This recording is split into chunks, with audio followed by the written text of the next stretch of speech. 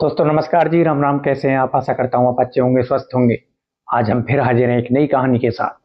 आज की क्राइम कहानी कर्नाटक की। और एक व्यक्ति, एक कहानी आपने सुनी होगी जैक द राइपर की। जैक द राइपर लंदन का एक क्रिमिनल जो आज तक पकड़ा नहीं गया। कई कोड दिए, जानने की कोशिश की गई, लेकिन उसका कोई पता नहीं लग पाया। लेकिन एक व्यक्ति था कर्नाटक में, उमेश रेड्डी। वो ऐसा व्यक्ति जो पकड़ा गया, सजा भी हुई, फांसी की सजा उसे बोली गई, लेकिन आज तक उसे सजा मिली नहीं। अब कहानी पर आते हैं। बात है 1959 की। एक व्यक्ति जन्म लेता है 1959 में। नाम होता है उसका उमेश। अब जैसे जैसे व्यक्ति बड़ा होता है तो वो सीआरपीएफ में भर्ती हो जाता है एज अ कांस्टेबल। अब वहां पर नौकरी कर रहा था और इसी बीच वो एक सबसे पहला क्राइम करता है। सीआरपीएफ के अफसर की वाइफ का मर्डर करता है और रेप करता है। सीआरपीएफ उसे पकड़ लेती है, क्योंकि आप जानते ही हैं सीआरपीएफ हमारे इंडिया की कितनी अच्छी फोर्स है। पकड़ लेती है और इसी बीच वो एक अपना कारनामा दिखाता है। वो जैसे तैसे करके सीआरपीएफ से अपना धोखा देकर भाग जाता है और भाग कर वो पहुंचता है कर्नाटक। जब ये सीआरपीएफ में था तो ये जम्मू कश्मीर में तैनात था। जम्मू कश्मीर से ये फरार हो जाता है और फरार होकर पहुंचता है कर्नाटक। कर्नाटक में कुछ साल रहता है और कुछ साल रहने के बाद आ जाता है 1996, 1996। 6 दिसंबर 1996 को ये दूसरा अपना कांड करता है। एक 16 साल की लड़की का रेप और उसका मर्डर। दोस्तों, ये इसका दूसरा कांड था। इसके बाद एक तीसरा कांड करता है। ऐसे ही ये कई कांड कर चुका होता है। एक कांड ये करता है, एक महिला का रेप करता है और उसे छोड़ देता है, मारता नहीं है, बच जाती है। ये भी नाबालिग होती है। लेकिन इसी बीच ये एक और एजेंसी में एडमिट हो भर्ती हो जाता है। रेप्यूटेटेड एजेंसी है DAR। इसमें ये भर्ती हो गया, इसमें नौकरी कर रहा था। और इसमें नौकरी करते करते ही इसने पूरा प्लान बना लिया था कि मुझे यही काम करने हैं। इसका काम होता रेप करना और मर्डर करना। अब इसने ऐसे कर करके कम से कम 10 मर्डर कर दिए। मर्डर करता रहा और पकड़ा नहीं गया। इसी बीच ये पकड़ा जाता है दोबारा। कब? जब ये DAR में 26 जनवरी को एक परेड में शामिल होता है, क्योंकि उसमें ये एज अ कांस्टेबल भर्ती था। और ये भर्ती भी ऐसे हुआ नाम बदल के भर्ती हो गया। तो जो वो लड़की थी जो इसने छोड़ी एक बार रेप करके, वो इसे देखती है और वो बताती है वहां के जो अफसर होते हैं उनको कि ये व्यक्ति है, इसने मेरा रेप किया था। एजेंसी उसे पकड़ती है। दोस्तों, ऐसा आदमी जो चार चार बार पुलिस को धोखा देकर फरार हो गया, ये है इस उमेश रेड्डी की कहानी। इसे जैक द राइपर का खिताब दिया गया इंडिया में। अब ये व्यक्ति गिरफ्तार कर लिया जाता है DAR द्वारा, पुलिस द्वारा। इसे गिरफ्तार करके पुलिस ले जा रही होती है वैन में। अब ये वैन में जा रहा था। अब ये पुलिस से बोलता है कि देखो, आप मुझे गिरफ्तार तो कर कर ले जा ही रहे हो, क्यों ना थोड़ा खाना खा लिया जाए। मैं पैसा मेरे पास है ही, और कहीं गाड़ी रोको और खाना खा लो। खाना खाते हैं, पुलिस को चकमा देता है बाथरूम करने के बहाने। अपनी हथकड़ियां खुलवाता है उनको झांसे में लेकर और फिर फरार हो जाता है। इसके बाद ये कर्नाटक से दोबारा पहुंच जाता है कहीं और, राजस्थान की तरफ। वहां पर ये फिर ऐसे ही कांड करता है। फिर ये गुजरात पहुंच जाता है। वहां फिर इसे पुलिस पकड़ती है। फिर ये वहां से फरार हो जाता है। अब पुलिस के लिए ये एक ऐसा अपराधी बन गया था जो बार बार फरार हो रहा था। ये फिर कर्नाटक आ गया। फिर इसने बेंगलुरु में कोई कांड किए। ऐसे ही कर करके ये 15-20 कांडों तक पहुंच गया। इसका काम होता रेप करना और मर्डर करना।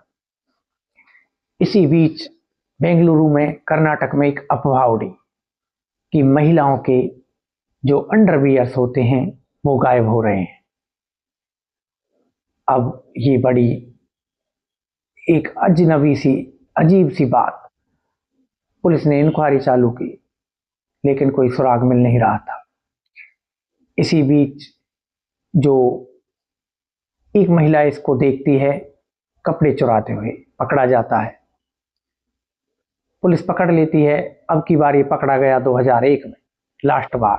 इसके बाद ये कभी छूटा नहीं। अब इसका एक शौक था कि ये महिलाओं के कपड़े पहना करता था, महिलाओं के अंडरगारमेंट्स, इसे शौक था पहनने का। बड़ी अजीब सी बात थी, और ऐसा अपराधी कोई कोई ही होता है। अब ये पकड़ा गया और ये इसके बाद फिर एक बार फरार हुआ। अब पुलिस ने इसके पोस्टर सारे कर्नाटक में लगा दिए। कई बार तो लोग गलत इनपुट देते और गलत आदमी का पता बता देते, लेकिन एक बार एक रेलवे स्टेशन पर ये व्यक्ति दिखा और एक व्यक्ति ने वहां से फोन किया कि देखो, जो ये उमेश रेड्डी है यहाँ पर है। पुलिस की टीम जाती है, उसे गिरफ्तार करती है। अब ये इसका 5वीं बार होता है और अब पुलिस इसे छोड़ने वाली नहीं होती। गिरफ्तार कर लिया जाता है, इंक्वायरी होती है। इंक्वायरी में उमेश रेड्डी बताता है कि मैंने 20 मर्डर किए, 20 रेप किए, जो मुझे याद है। अब पुलिस बड़ी हैरान, सारी इन्वेस्टिगेशंस की जाती हैं, इसे जगह जगह ले जाया जाता है, लेकिन 9 ऐसे केस होते हैं जिनकी पुख्ता जानकारी मिलती है कि उमेश रेड्डी ने ये केस किए हैं। अब इसके बाद केस चलता है 2003 में, लोअर अदालत में केस चलता है और लोअर अदालत इसे फांसी की सजा देती है। इसके बाद 2006 में ये ऊपर की बेंच में जाता है, ऊपर कोर्ट में 2 जजों की बेंच होती है और उनमें दोनों जजों में एक जज फांसी के पक्ष में और एक उम्र कैद के। अब ये फैसला यहाँ से उठकर 3 बेंच की अदालत में चला जाता है। 3 बेंच की अदालत, तीनों जज सहमति से इसे फांसी की सजा बरकरार रखते हैं। इसके बाद केस जाता है सुप्रीम कोर्ट में और सुप्रीम कोर्ट में भी इसे फांसी की सजा बरकरार रखी जाती है और बात होती है 2011 की।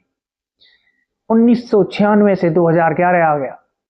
सुप्रीम कोर्ट के बाद ये अपील लगाता है राष्ट्रपति के पास। अब राष्ट्रपति होते हैं, वो इसकी जो पिटीशन होती है उसको रद्द कर देते हैं। अभी इसकी फांसी की सजा बरकरार, लेकिन फिर ये चाल खेलता है, फिर सुप्रीम कोर्ट जाता है और सुप्रीम कोर्ट फिर कई महीनों बाद इसकी जो सजा है वो सुप्रीम कोर्ट बरकरार रखता है, फांसी की सजा।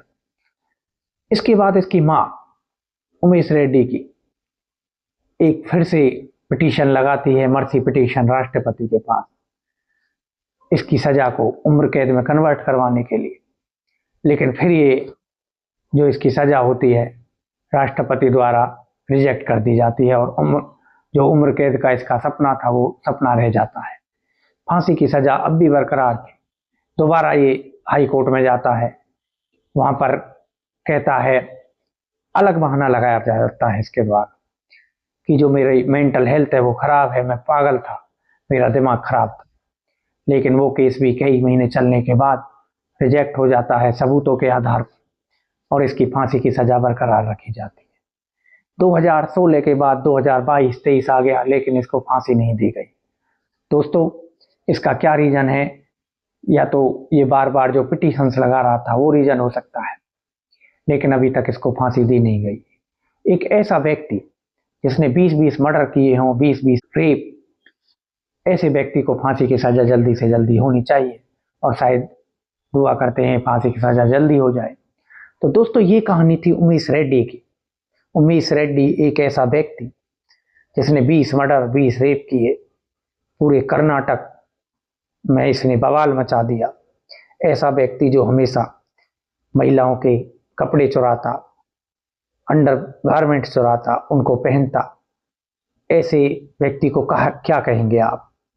क्या ये सीरियल किलर था या साइको किलर? दोस्तों, बताइएगा जरूर। अगर आपको ये कहानी पसंद आई तो कृपया करके कहानी को कमेंट करके बताइएगा जरूर। मेरे चैनल को सब्सक्राइब करें। दोस्तों, आपके सपोर्ट की मुझे बहुत ज़रूरत है। कल फिर हम मिलेंगे एक और ऐसी ही कहानी के साथ। कल तक के लिए राम राम जी, नमस्कार।